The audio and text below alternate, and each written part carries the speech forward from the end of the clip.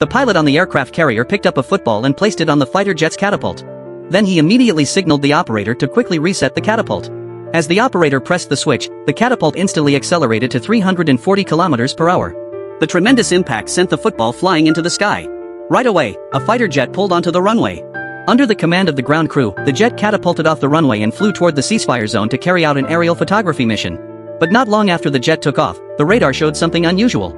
The pilot turned on the digital camera and indeed spotted a group of armed men with a large amount of weapons.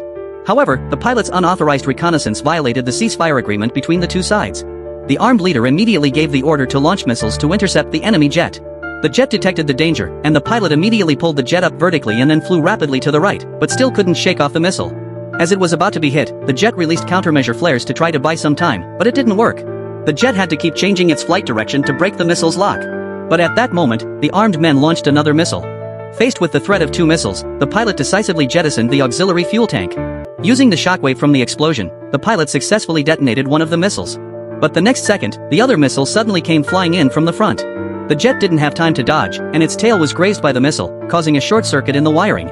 Eventually, the jet lost control and was hit by the turning missile.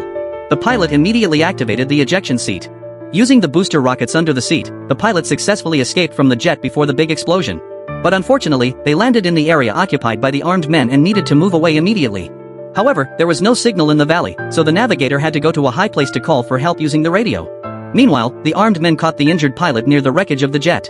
After a brief interrogation, they simply pulled out their guns and shot the pilot dead. The navigator witnessed all this from the mountaintop and screamed, exposing his position. When the armed men found someone on the mountaintop, they immediately opened fire wildly. The navigator had no choice but to run for his life through the gunfire and finally managed to get out of the enemy's firing range.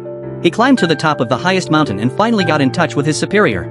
Upon learning of the situation, the superior immediately gave him a set of coordinates and told him to go there and wait for rescue.